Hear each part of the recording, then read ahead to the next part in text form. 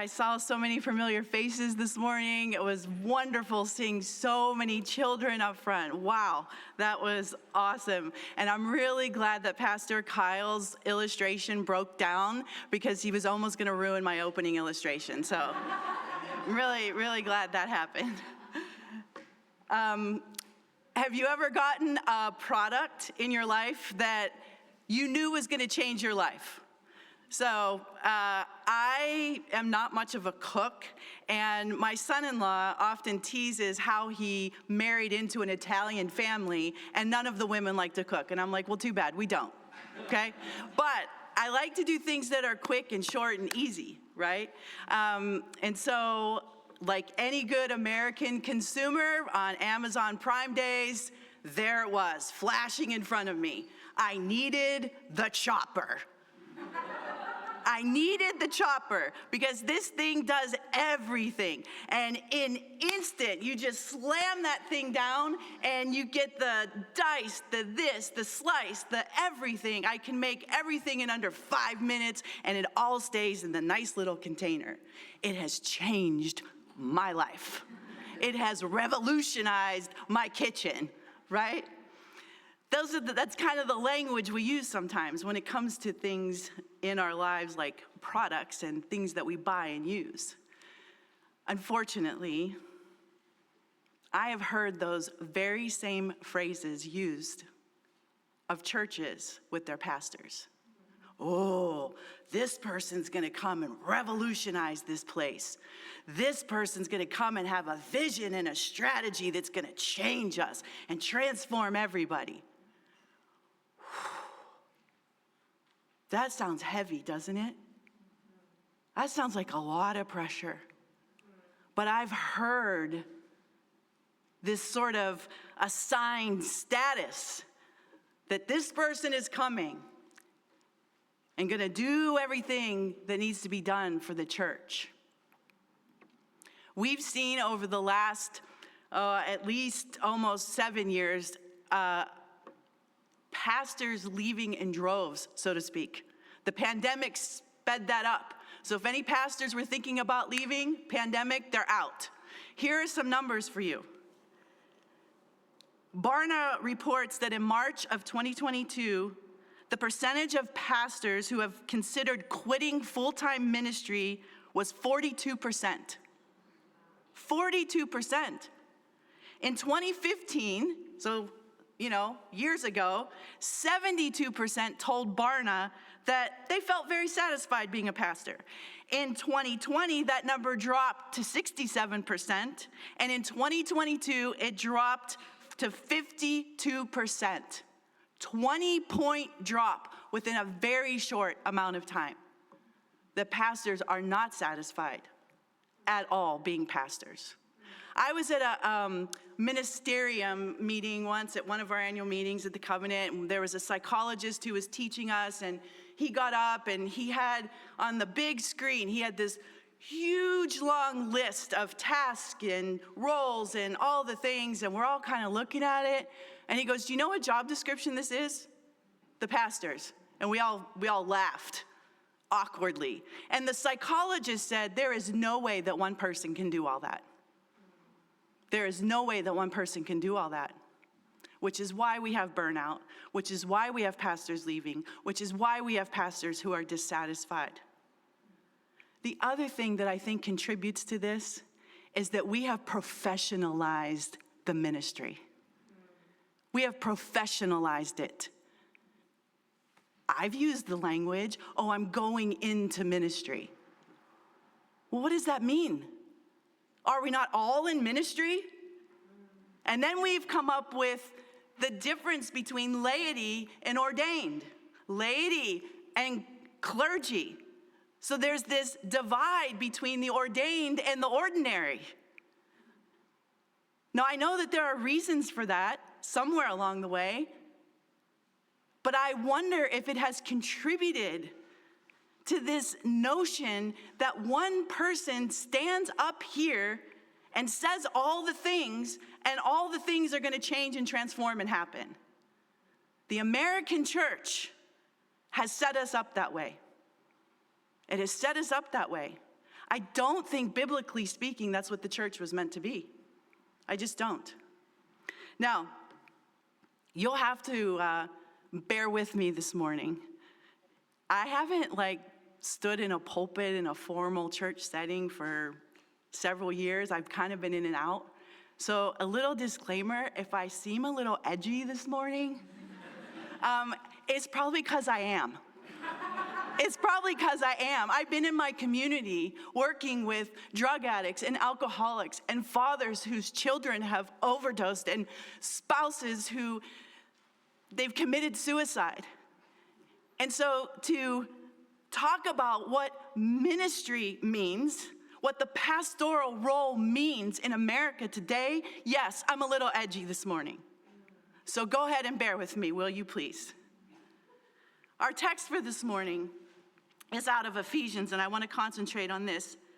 Jesus' gifts to the church, some should be apostles, prophets, evangelists, and some pastors and teachers, to equip the saints for the work of ministry, for building up the body of Christ. This whole list here, and particularly it's pastor and teacher, it's connected. There's an and there. And there's a reason that there's an and there. The and there is that it is one person, pastor and teacher. This word here in Ephesians is literally shepherd. It is used of Jesus in John chapter 10. He's the good shepherd, the good pastor.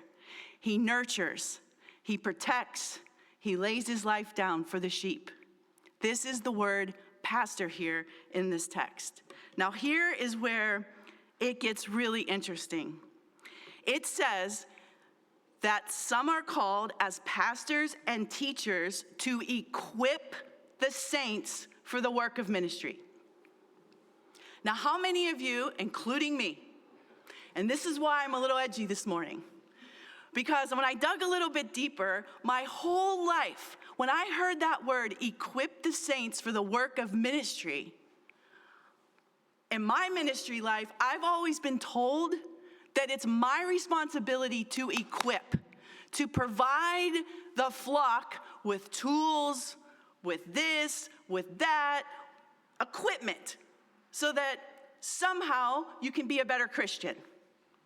That was always my understanding of equipping, like a toolbox, like a strategy, like here are the steps to be a better Christian, equipping the saints for ministry.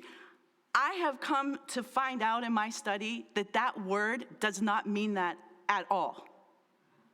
In fact, this very word, equip, is used in the New Testament in Matthew 4:21, and it is referred to mending the nets. Mending the nets, that's the word that's used. More so in Galatians 6:1, this is how it's used. Brothers and sisters, if someone is caught in a sin, you who live by the Spirit should restore that person gently. Same word, restore. The King James says it this way: pastors and teachers are given for the perfecting of the saints. So there is this idea, this sense in this word that the pastor and teacher is supposed to begin the ministry of mending, of helping people to be restored, of helping people's lives to be set right again, of helping people to become who they were meant to be, to bring to completion. That's what this means. That is the equipping, not some Bible study kit that you order somewhere and send it to the church. That's not what this means. This equipping is helping people to put their lives back together. That is the beauty of what the pastor and the teacher is called to do. My life over these last 9 years, I have many words for them that I cannot say here. I can say out on the streets and in my community, but I can't say here. My oldest son died 9 years ago in a tragic accident. He was 26 years old. And just when you think that your life is going to find its way again. And you all have lived a lot of life here. Life has a way of just smacking you again. Our youngest son's wife died suddenly and tragically 18 months ago. And I found myself in North Dakota. Bismarck, North Dakota. No one should ever live there. Ever. No one should ever live there. For 6 months, caring for my son and his 2 boys, my grandsons. As God would have it, for as angry as I have been, my son is a NCAA basketball coach, and he was at the University of St. Mary in Bismarck. They're Benedictines. They have a monastery on their campus. And at least 2 to 3 times a week, I would go, and I would sit, and I would weep, and I would shake my fists. And those beautiful nuns sat with me. They never once asked me if I was a believer. Do I need Jesus? Are you saved? Can we help you? Give me advice, try to fix me. They opened up the scriptures, they sang the Psalms, they invited me to join them, they provided a safe space, they offered me lunch, and I left. I did that for almost 6 months with them, without them saying anything to me. And guess what? They were equipping me. They were equipping me. They were helping me to heal. They were helping me to try to find my life again in a foreign place, the land of suffering, at the end of the earth in Bismarck, North Dakota. And they helped me by helping me mend. That, my brothers and sisters, is equipping. And the day that I had to leave to come back home, 6 months later, I stood with them and we wept and I thanked them and I hugged them. That is the picture of equipping. That is the calling of the pastor and teacher. So whatever ideas you've had in your head about what this young woman is going to come here and do, I am here to tell you that's what she's going to come here and do. Because I've walked with her for 5 years through some really hard stuff. She's ready. She's ready to sit with you. She's not afraid of your pain. She's not afraid of your problems. She's not afraid of the dysfunctional patterns that you have in your life that keep messing up your family and keep messing up your neighbors and messing up your life. She's not afraid of that. That's the pastor and teacher you want, that's going to equip you for the work of ministry. For the work of ministry. Do you know how that's always been interpreted? When it says there, the work of ministry, it's the word diaconate, which we get our diaconate board from, our serving board from, but it's always sort of been translated as this sort of lowly, humble servant, and that's how you serve, and that's how you do the work of ministry. That's part of it. But what is the work of ministry? Well, like someone who waits on tables and serves, they're bringing you something. This here, the equipping the saints, perfecting the saints for the work of ministry, is to help you bring the message of the gospel of goodness and righteousness and hope and love and peace and kindness and joy and justice to the world. That is the work of ministry. The work of ministry is not the paid professional in the pulpit. I'm going to say that again. The work of ministry is not the paid professional in the pulpit. The pastor teacher equips you, mends you, helps you heal and find your life again so that you can bring God's message to the world. And secondly, so that you, it says here, can edify the church. What does that word mean? Edify. We use all kinds of words, right? building up the church, building up one another. It's way more than encouragement. It's way more than just an encouraging word. What this means here is any activity, anything that we do with each other, around each other, that helps us be more like Jesus. That's how we build one another up. That's how we build the church up. That's how we build our communities. And it's all what Ephesians says, that each one is given by grace these gifts to do this.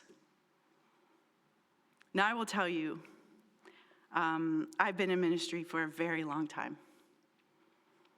And some of it has hurt. Some of it has been wonderful. But I always felt like I was supposed to perform. I was supposed to produce something. And the pressure that I put on myself for so many years, which is what I think most pastors do and why they leave. It's so much pressure. Because the church will sometimes not say it, but they'll say it subtly. Right? We call that passive aggressive. Where you're nodding and being like, oh, that was a nice sermon, but inside someone wants to rip your face off because they hate what you said. And so there's this subtle underlying, no, you go do that. And make sure you do it the right way, and make sure you say it the right way. It forced me into dysfunctional ways of serving. It did. Because I always felt like, ooh, if I could just say the right word with the right tone of voice, with the most poignant illustration, then they're going to get it. Then they're going to get it. That's a horrible way to minister. It's a horrible way to minister. I think we ask the wrong questions. I was asked by search committees, can you lead? Can you preach? Do you have a strategic vision? What's the plan? What's step 1? What's step 2? What's step 3? We're asking the wrong questions.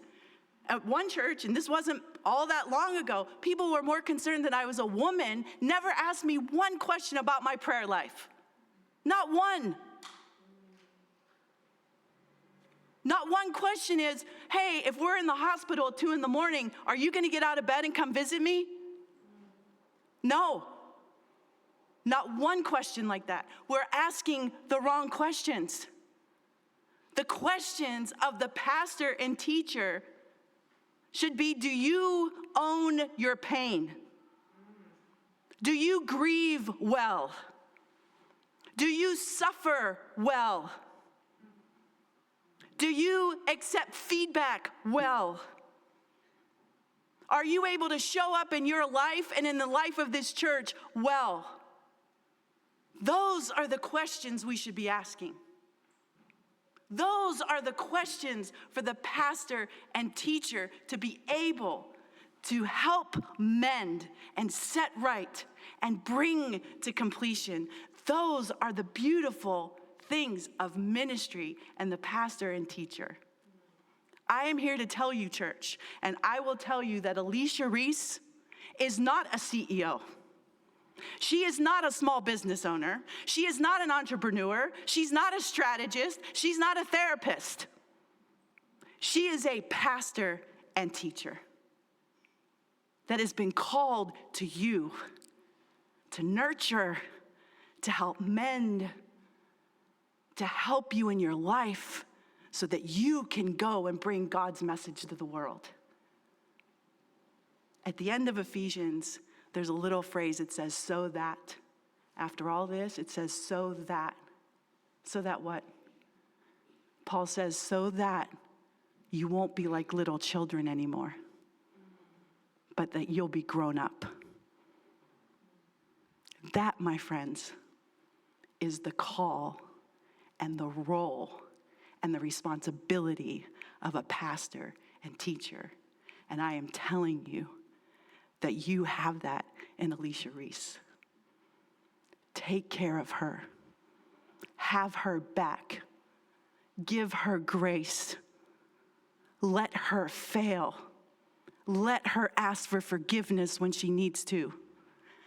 Let her show her imperfections and her vulnerabilities right in front of you so that she, alongside you, can help mend and move forward and bring the message of God's love to the entire world.